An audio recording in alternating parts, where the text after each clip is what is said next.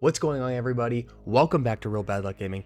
Today we are going to be reviewing Evil West, a new third-person action shooter from the developers Flying Wild Hog. Now, this game is a very unique Wild West take on a classic genre. Is this going to be the game that you've been waiting all year for, or is it a forgettable miss in the array of amazing 2022 games? Let's dive in and find out.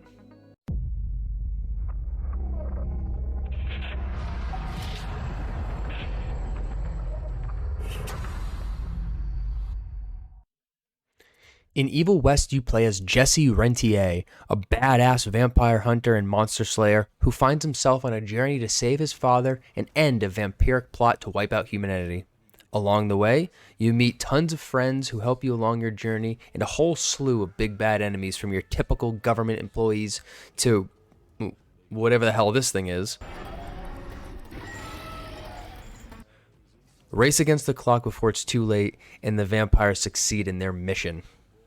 The first thing we need to establish about Evil West is that it is linear. And when I say linear, I mean it's very, very linear.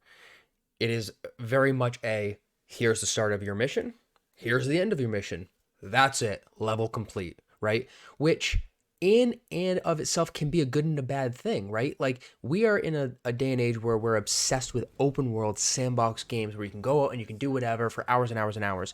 And while that has a really good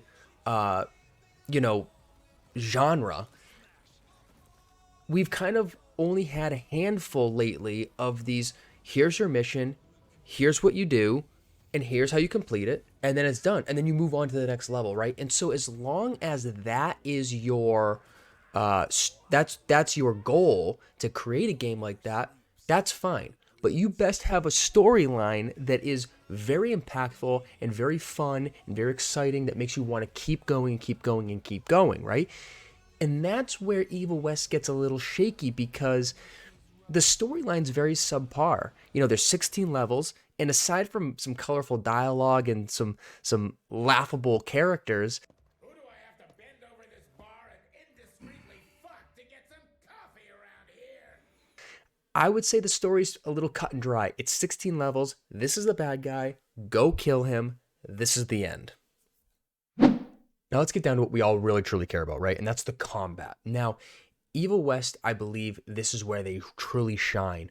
I don't think I went more than 20 minutes in this entire game without getting a new perk, a new upgrade, a badass weapon, and for a game that only takes about 12 hours to beat, there is tons of stuff that you can kind of build your guy out to do, right? You're going to be dodging, you're going to be rolling, you're going to be teleporting here and there. You can't jump, which at first I didn't like, but I got over it pretty quick.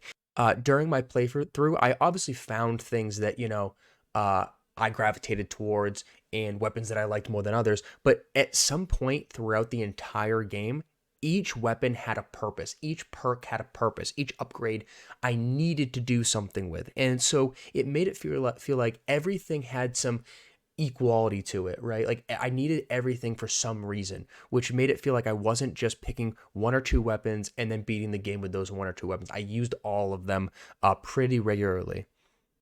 Now, the unique aspect to the combat is what they have is it's like this gauntlet, right? And it's almost got like this Nikola Tesla like electric power that helps you shield and electrify enemies on the fly. And it can be used to power up your weapons into something far more badass, right? So you have if you don't like using your typical 6-shooter, right, the revolver, well then what if you power it with the gauntlet, and now your revolver's shots chain lightning to multiple enemies, right? Or, the shotgun. If I fire the shotgun, it does some good damage. But now if I modify it with the gauntlet, my shotgun not only does big electrifying damage, but it also creates these turrets around the map that follow enemies and continuously attack them. So there's a lot of multitude of different options and abilities that you can choose from. Another noteworthy thing to say is that this isn't just shooting. One of the most impactful combat techniques is actually melee combat. You're going to be punching enemies here and punching them there. You're going to be sending them into the air. You're going to be launching them across the map, all using the punching power from your gauntlet, right? And it's not just something that you use to maybe like push someone away for a second and then you go back shooting them. There's some serious power behind this gauntlet, right? And it becomes almost just as fun, if not more fun, than shooting the enemies. It's going to change up the strategy a lot when you're playing this game. You know, when it comes to uh, enemies closing in or large packs of enemies kind of surrounding you, you have abilities that you can use with your gauntlet, like ground and pounds and shock waves and things like that to really clear out the area. So it really changes the dynamic of combat and the flow of especially going through trash mobs and things like that. And then when you get to these final bosses, it really helps you kind of strategize what is going to be the best technique to taking them down. Now, as I stated previously, the game is very linear, right? It's got a basic start, basic finish, final boss, and a bunch of scattered mobs strewn throughout the map, right? And for the first few levels, this is incredibly fun. It really is. I loved going through the map and seeing what would be next, you know, especially when you see some of these bosses. I mean, they really make you think, oh, what the hell else could be after this, right? How do they top this? Now, I will say, however, that type of gameplay over and over and over does get relatively repetitive, right? But luckily for this game, it's just short enough at about 12-ish hours to where by the time you start feeling like it's getting a little repetitive, the game's over, right? And so it just gets you to that point, which is good. So you're not feeling like you're doing the same thing over and over and over every level. Now, I'm definitely not going to sit here and pretend like the game was easy. I had a lot of challenge in this game, and some of the battles got hectic very fast. You may have to play and die a few times before even learning the rotation, you know, or proper strategy for battle. Now, I won't share too much because I don't want to give away any surprises, but some of these boss battles left me like, well, like this. His health's like not even going down.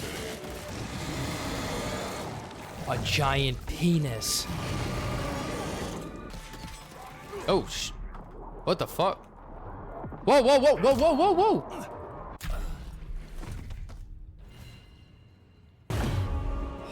Holy shit. Bro.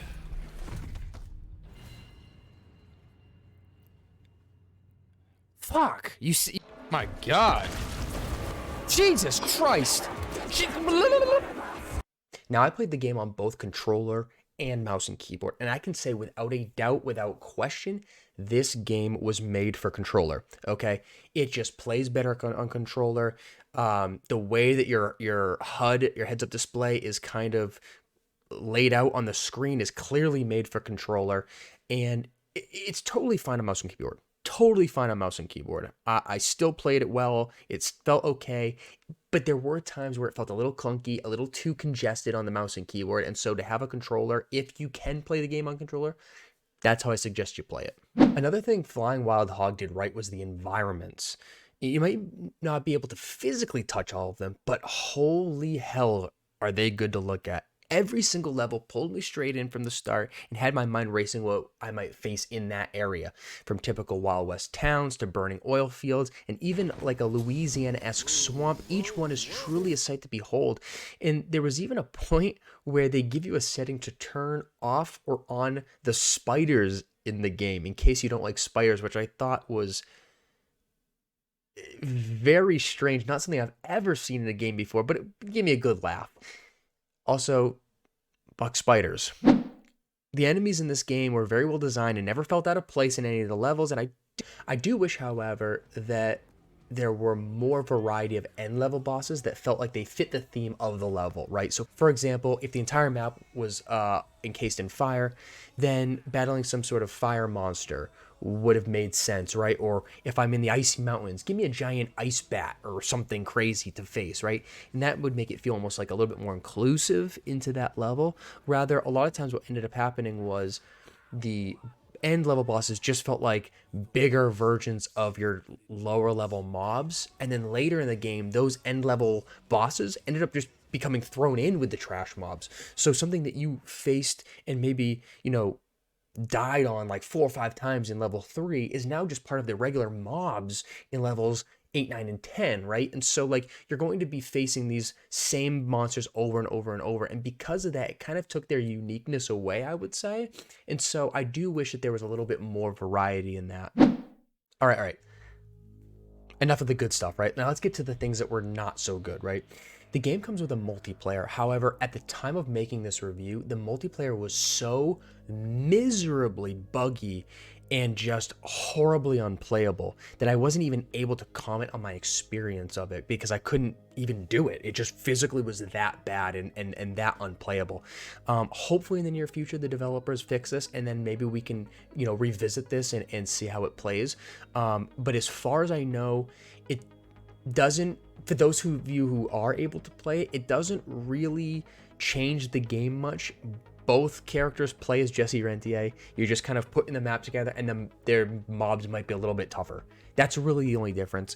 I think it'd be cooler to maybe have certain aspects of the game be multiplayer driven, right? So meaning like if you decide to do multiplayer and play it with a friend, then certain puzzles would need both people to participate and things like that, rather than one person having to do it and the other person just kind of like waiting for them to do it and engage the next level. Now, as we know, not all games are perfect, right? And Evil West is no exception.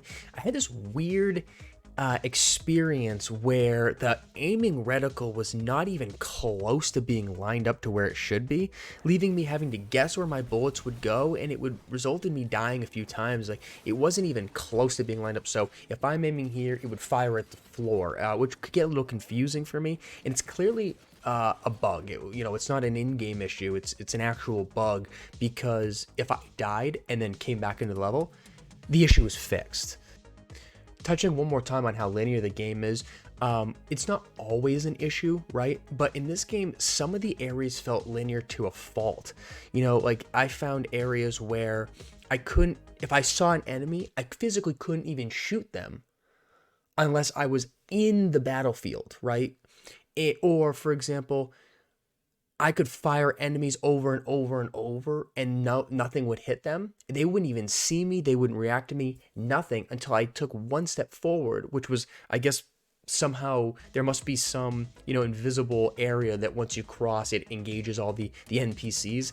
And so I thought that made it feel a little restricting. Like I couldn't go out and pace the game as I wanted. The game felt paced for me, which is fine when it comes to strategizing. You knew exactly when the next battle was going to start, but it kind of took away the RPG feel for me, right?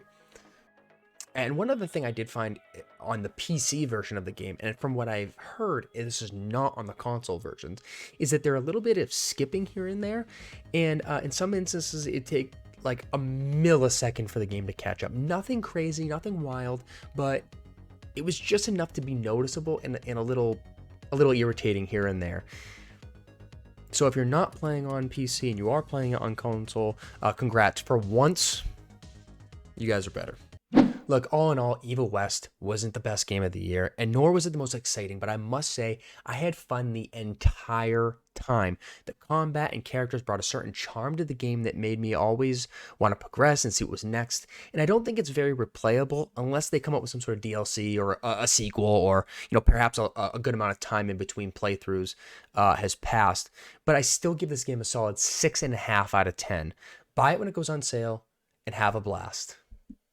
Thank you guys for watching. If you would like to go see my full playthrough of the entire game, head over to my channel, and I have an 8-episode series of Evil West. It's a lot of fun. It gets hectic. Go check it out and let me know what you think. Like, subscribe, and I'll see you next time.